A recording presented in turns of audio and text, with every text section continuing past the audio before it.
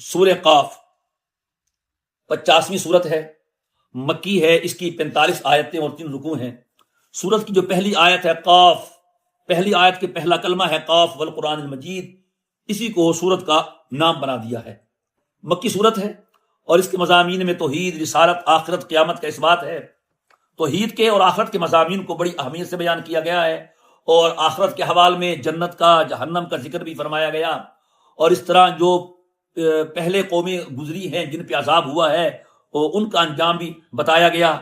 مکہ کے مشرک توحید کو اور آخرت کو عجیب سمجھتے تھے، مرنے کے بعد زندہ ہونے کو ناممکن سمجھتے تھے، تو سورت میں توحید کو اور آخرت کو بڑی اہمیت سے بیان کیا گیا، اور ان دونوں عقائد کے لیے دلائل لائے گئے، عقلی دلائل بھی ہیں، نقلی دلائل بھی ہیں۔ تخلیق کائنات کا ذکر فرما کر استدلال کیا گیا، اور یہ بھی بتایا گیا کہ تم جو کچھ کہہ رہے ہو، تمہارا ہر قول اور ہر عمل لکھا جا رہا ہے، ہمارے ریکارڈ میں محفوظ ہے، لہذا قیامت کے دن تمہارا سب کیا ہوا، کہا ہوا، کیا ہوا اس کے سامنے آ جائے گا۔ سورہ قاف اس حوالے سے بھی بڑی اہمیت کے حامل ہے کہ جناب نبی کریم صلی اللہ تعالی علیہ وسلم عید کی نمازوں میں، جمعہ میں اور فجر کی نماز میں بکثرت اس سورت کی تلاوت فرماتے تھے۔ ام ہشام بنت حارثہ بن نعمان کہتی ہیں، جو حضور کی پڑوسن تھیں، کہ میں نبی کریم علیہ السلام کے جمعہ کے خطبہ میں اکثر سورہ قاف کی تلاوت سن کر مجھے یہ سورہ قاف زبانی یاد ہو گئی تھی۔ اس سے بھی سورہ قاف کے مضامین کی اہمیت واضح ہوتی ہے۔ قاف والقرآن المجید، قاف قسم ہے قرآن مجید کی، قرآن مجید کی قسم کھائی ہے، اور آگے فرمایا کہ یہ لوگ اس پر تعجب کرتے ہیں کہ انہی میں سے ایک خبردار کرنے والا آ گیا ہے۔ کافر کہتے ہیں یہ بڑی عجیب چیز ہے، تو اس پر کہا گیا کہ قرآن کریم کی وہ عظیم حیثیت ہے کہ اس نے پچھلی تمام کتابوں کو منسوخ کر دیا ہے، اور یہ قیامت تک باقی رہے گا، اور قیامت تک اس میں تحریف نہیں ہو سکے گی، ساری دنیا مل کر بھی اس جیسی کتاب لانے سے عاجز ہے۔ تو اتنی عظیم کتاب ہے، لہذا تم اس کا انکار کرنے کی بجائے اس کا اقرار کرو اور اس پر ایمان لاؤ۔ یہ قسم ہے، اور جواب قسم ہے آپ اللہ کے رسول ہیں، مگر وہ لوگ ماننے والے نہیں ہیں۔ پھر آیت نمبر 3 میں ان لوگوں کا وہی اعتراض ہے، اذا متنا وکنا ترابا ذلک رجل بعید، ہم جب مر جائیں گے، مٹی ہو جائیں گے، تو پھر ہم دوبارہ کیسے اٹھیں گے، دوبارہ کیسے ہم لوٹیں گے، یہ ان کا سوال تھا۔ تو اللہ تبارک و تعالی نے اس کا جواب دیا ہے، اور جواب یہی ہے کہ ہم تمہیں اسی جگہ سے اٹھائیں گے جہاں تم دفن ہوں گے۔ اور جواب ایسے ہے کہ قد علمنا ما تنقص الارض منهم وعندنا کتاب حفیظ، کہ تم مٹی میں جانے کے بعد بھی ہماری نظروں سے اوجھل نہیں ہوگے، تمہارے اعضاء گھٹتے جائیں گے، پھر بھی تم ہماری نگاہ میں رہو گے، لہذا تم ہمارے علم کے احاطے میں ہو، تو ہمارے لیے تمہیں دوبارہ زندہ کرنا کوئی مشکل نہیں۔ اور کتاب حفیظ سے ہمارے پاس محفوظ کتاب ہے، یعنی لوح محفوظ ہے۔ پھر آگے آیت نمبر 3 میں جو مشرکین تھے، منکرین تھے، وہ کسی ایک بات پہ ان کو قرار نہیں تھا، کبھی تعجب کرتے، کبھی تکذیب کرتے، کبھی جھٹلاتے، کبھی استہزاء کرتے، کبھی نئے نئے نام رکھتے، جادوگر کہتے، شاعر کہتے، کاہن کہتے، نجومی کہتے، جو کہتے۔ تو قرآن کریم اس کے بارے میں یہ کہہ رہا ہے کہ یہ سب ان کے اندازے ہیں، اور جو بات بھی کہہ رہے ہیں محض اندازے سے کہہ رہے ہیں، ان کے پاس اپنے اس عقیدے کی اور اس جھٹلانے کی کوئی دلیل نہیں ہے، یہ اپنے آباء و اجداد کی تقلید کر رہے ہیں، اندھی تقلید، تو اس کی سوا ان کے پاس کوئی نہیں ہے چیز ہے۔ تو توحید جو دلیل کے ساتھ قائم ہے اس کو رد کر رہے ہیں، اور شرک کی کوئی دلیل نہیں اس پہ ڈٹے ہوئے ہیں۔ کتنے یعنی کہ گمراہ لوگ ہیں یہ، اور یہ قرآن کریم کو اور ہمارے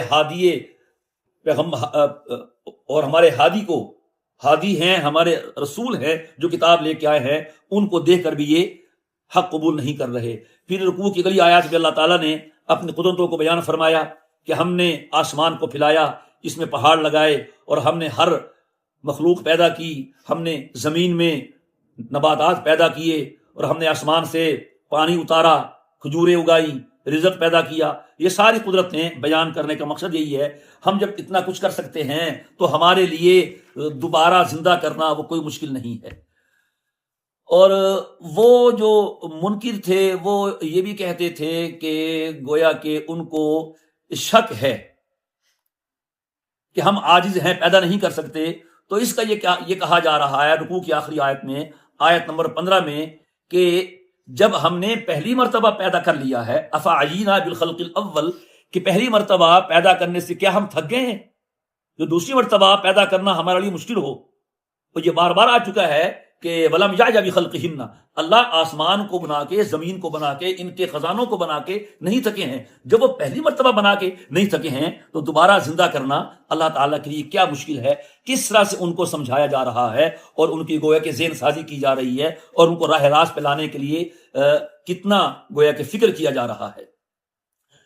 آگے سورت کا دوسرا رکوع شروع ہوا ہے، وَلَقَدْ خَلَقْنَا الْإِنسَانَ وَنَعْلَمُ مَا تُوَسْوِسُ بِهِ نَفْسُهُ، کہ اللہ تعالیٰ نے فرمایا کہ ہم نے انسان کو پیدا کیا اور اس کے دل میں جو وسوسے آتے ہیں ہم اس سے بھی آگاہ ہیں. وَنَحْنُ أَقْرَبُ إِلَيْهِ مِنْ حَبْلِ الْوَرِيدِ، اور ہم شاہ رگ سے بھی اس کے قریب ہیں. جو قریب ہونا ہے اور احاطہ کرنا ہے، یہ علمی احاطہ مراد ہے کہ ہمارا علم اس کی شاہ رگ تک ہے. مسافت اور مکان کا قرب مراد نہیں بلکہ علم کا احاطہ مراد ہے. اذ يتلقى المتلقيان عن اليمين وعن الشمال قعيد، آیت نمبر 17 ہے کہ دو فرشتے اللہ نے انسان کے ساتھ لگا رکھے ہیں جو اس کے اعمال لکھتے رہتے ہیں. ایک دائیں طرف والا وہ نیک عمل لکھتا ہے اور ایک بائیں طرف والا جو اس کے برے اعمال لکھتا رہتا ہے. روزانہ کی بنیاد پہ اس کا نامہ اعمال تیار ہو رہا ہے اور جب اس کی موت آتی ہے تو اس کا نامہ اعمال تیار ہو جاتا ہے.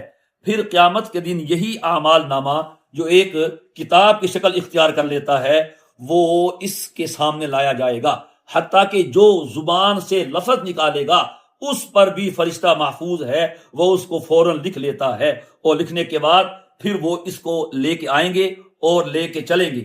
اور آگے جو بتایا ہے آیت نمبر 20 میں، وجاءت کل نفس معہا سائق و شہید، 21 میں، یہ شاید وہی فرشتے ہیں جو دنیا میں اس کے اعمال لکھتے تھے، کرامن کاتبین. وہ جب قبر سے اٹھے گا تو یہی وہاں کھڑے ہوں گے، دونوں فرشتے آ جائیں گے. ایک فرشتہ اسے میدان حشر کی طرف ہانکے گا اور دوسرے فرشتے کے پاس نامہ اعمال ہوگا. وہی فرشتے جو زندگی بھر نامہ اعمال تیار کر رہے تھے اب اس طرح ہانک کے اس کو میدان معاشر کی طرف لے جائیں گے. منہا سائق و شہید معہا، اس کے ساتھ ایک ہانکنے والا ہوگا اور ایک گواہ ہوگا. اور پھر جو منکر ہوگا اسے کہا جائے گا، آیت نمبر 22 بتا رہی ہے، لقد كنت في غفلة من هذا، کہ تو اس سے غفلت میں سا، آج تو نے سب کچھ دیکھ لیا ہے. فبصرك اليوم حدید، آج تیری آنکھیں بہت تیز ہو گئی ہیں اور کل تو ہماری بات ماننے سے بھی انکار کر رہا تھا. پھر اس رکوع کی آخری آیت میں، آیت نمبر 29 میں فرمایا گیا، ما يبدل القول لدي وما انا بظلام للعبید، کہ ہمارے ہاں بات تبدیل نہیں ہوتی، جو فیصلہ ہوتا ہے اٹل ہوتا ہے، انصاف کے عین مطابق ہوتا ہے. اور یہ بھی ہمارے ہاں طے شدہ بات ہے کہ کسی بھی کافر کی بخشش نہیں ہوتی، لہذا شیطان جو سب سے بڑا کافر ہے اس کی بخشش نہیں ہوگی. وما انا بظلام للعبید، اور اللہ تعالیٰ فرما رہے ہیں کہ ہم اپنے بندوں کے ساتھ رحم تو کرتے ہیں، ظلم بالکل نہیں کرتے. آیت نمبر 30 میں، تیسرا رکوع ہے سورت کا، یوم نقول لجہنم حل امتلأت وتقول حل من مزید، یہ قیامت کا ذکر ہے جہنم کا، کہ جب اللہ تبارک و تعالی جہنم کو جہنمیوں سے بھر دیں گے. جہنم بہت بڑی ہے اور جہنمیوں کے داخل ہونے کے بعد بھی وہ نہیں بھرے گی تو اس سے پوچھا جائے گا حل امتلأتی، بھر گئی ہے؟ تقول حل من مزید، وہ کہے گی اور لاؤ اور لاؤ اور لاؤ، کیونکہ جہنم کا پھیلاؤ ہی اتنا ہے، وہ اتنے لوگوں سے نہیں بھرے گی. اور بعض روایات میں آتا ہے کہ اللہ تعالیٰ اپنا بے مثال قدم جہنم میں رکھیں گے اور جہنم کو دبا دیں گے اور اس کے پھیلاؤ کو سمیٹ دیں گے جس سے وہ بھر جائے گی. پھر اللہ تعالیٰ کا یہ قول سچا ہوگا کہ میں جنوں اور انسانوں سے جہنم کو ضرور بھروں گا. تو آگے پھر یہ کہا ہے جو بتقول حل من مزید، جب اللہ تعالیٰ جہنم سے پوچھیں گے حل امتلأتی، تو اس سے کافروں کے دل میں خوف اور پیدا ہوگا اور ملال اور حزن پیدا ہوگا. اس واسطے بھی جہنم سے پوچھا جائے گا. وَأُزْلِفَتِ الْجَنَّةُ لِلْمُتَّقِينَ غَيْرَ بَعِيدٍ، آیت نمبر 31. قرآن کریم کا اسلوب ہے، جب جہنم کا ذکر آیا فوراً جنت کا ذکر آ گیا. تو فرمایا جنت ایمان والوں کے قریب کر دی جائے گی، دور نہیں ہوگی۔ جنت قریب کرنے کا ایک مطلب یہ ہے کہ قیامت کے دن جنت اپنی جگہ سے منتقل کر کے میدان معاشر میں لائی جائے گی اور کہا جائے گا کہ تم اپنے حساب و کتاب سے فارغ ہو کے اس جنت میں داخل ہو جاؤ۔ یا دوسرا مطلب یہ ہے کہ جب اہل جنت حساب و کتاب سے فارغ ہو جائیں گے، پھر اہل جنت کو جنت کے قریب لے جایا جائے گا۔ دو طریقے ہوتے ہیں کہ جس بس پہ جانا ہے وہ بس آ جائے خود بیٹھ جاؤ، یا جہاں بس کھڑی ہے بندہ وہاں چلا جائے کہ بس میں بیٹھ جاؤ۔ تو یہاں پر دونوں طریقے ہوں گے، جنت کو لایا جائے گا یا جنتیوں کو جنت کے پاس لے جایا جائے گا، اور پھر کہا جائے گا کہ یہی وہ جنت ہے جس کا تم سے وعدہ کیا گیا تھا، لہذا تم امن و سلامتی کے ساتھ اس جنت میں داخل ہو جاؤ۔ لہم ما یشاؤون فیہا ولدینا مزید، آیت نمبر 35 میں، کہ اس میں تمہارے لیے وہ کچھ ہے جو تم چاہو گے اور تمہارے لیے مزید بھی ہے۔ مزید سے مراد اللہ تعالیٰ کا دیدار اور اس کی زیارت ہے، اور سورہ یونس میں اس کے متعلق بات گزر چکی ہے۔ پھر آیت نمبر 36 میں ہے وَكَمْ أَهْلَكْنَا قَبْلَهُمْ مِنْ قَرْنٍ هُمْ أَشَدُّ مِنْهُمْ بَطْشًا فَنَقَّبُوا فِي الْبِلَادِ هَلْ مِن مَّحِيصٍ۔ یہ اللہ تعالیٰ پچھلی قوموں کا تذکرہ فرما رہے ہیں، کتنی طاقتور قومیں تھیں، دنیا کے بڑے بڑے شہر اور ملک چھان مارے تھے، مگر جب ہمارا عذاب آیا حل من محیص، انہیں بھاگنے کا کوئی راستہ نہ ملا۔ یا مطلب یہ جب ہمارا عذاب آیا انہیں اپنی بستیوں میں بھی کوئی جگہ نہ ملی اور وہ سارے کے سارے ہلاک ہو گئے۔ پھر آگے آیت نمبر 37 میں فرمایا گیا کہ اس میں اس شخص کے لیے نصیحت ہے کہ جس کا دل ہو، لمن کان لہ قلب، حالانکہ دل تو ہر شخص کا ہوتا ہے، لیکن سمجھنے والا، غور و فکر کرنے والا، نصیحت قبول کرنے والا، نصیحت کا اثر لینے والا دل ہر کسی کے پاس نہیں ہوتا۔ تو لمن کان لہ قلب بہت مؤثر کلام ہے کہ اس کے لیے نصیحت ہے کہ جو صاحب دل ہو، جس کا دل ہو، وہو شہید والقی السمع وہو شہید، اور وہ حاضر بھی ہو اور اپنا کان لگا دے، یعنی دل بھی ہے، حاضر بھی ہے اور کان سے سن بھی رہا ہے، تو نبی کی تعلیمات سے فائدہ ہوگا۔ اگر کوئی ایک بات نہیں ہے تو پھر نبی کی تعلیمات سے فائدہ نہیں ہوگا۔ پھر آگے فرمایا کہ ہم نے آسمان زمینوں کو 6 دنوں میں پیدا کیا، ہم میں اس سے کوئی تھکاوٹ نہیں ہوئی۔ جب ہم بنا کے نہیں تھکے تو پھر دوبارہ زندہ کرنے سے ہم کیسے عاجز آ جائیں گے؟ اس میں یہود نصارہ کی رد بھی ہے، وہ کہتے تھے کہ اللہ تعالیٰ 6 دنوں کے بعد 7ویں دن آرام کیا ہے، تو بھی آرام وہ کرتا ہے جو تھک جائے۔ اللہ تعالیٰ کہہ رہے ہیں کہ ہم تھکے نہیں ہیں۔ پھر آگے آیت نمبر 39 میں صبر کا حکم دیا ہے، اور صبح و شام تسبیح کا حکم دیا، قبل طلوع الشمس و قبل الغروب، فجر سورج نکلنے سے پہلے اللہ کو یاد کرو، اس سے فجر کی نماز ہے۔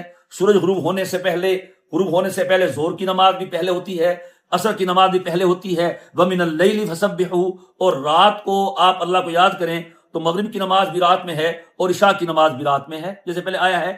یا اس سے فجر کے بعد، فرضوں کے بعد جو نوافل ہیں، تسبیحات ہیں، وہ مراد ہیں۔ وَاسْتَمِعْ یوم ینادی المنادی من مکان قریب، کہ سنو اب تمہیں پکارنے والا قریب کی جگہ سے پکار رہا ہے۔ پکارنے والا کون ہے؟ اسرافیل علیہ السلام۔ اور دوسری مرتبہ سور پھونکنا مراد ہے، جو بیت المقدس میں پتھر ہے وہاں کھڑے ہو کر وہ سور پھونکیں گے، جو کہ زمین کا ایک وسطی جگہ ہے تو سب کے لیے قریب ہو جائے گی۔ تو یہ مطلب ہے کہ قریبی جگہ سے ایک پکارنے والا پکار رہا ہے، اس کو تم سنو۔ یوم یسمعون الصیحۃ بالحق ذالک یوم الخروج، اس دن دوسری مرتبہ سور پھونکا جائے گا، اور پھر یہ یوم الخروج نکلنے کا دن ہوگا، قبروں سے نکلنے کا دن ہوگا۔ یہ قرآن کریم بار بار کہہ رہے ہیں کہ جہاں سے تمہیں وہیں سے نکالیں گے جہاں دفن کیا تھا، تو بھئی قبر میں کچھ ہے تو یہاں سے نکالیں گے، تو قبر کا انکار نہیں کرنا چاہیے۔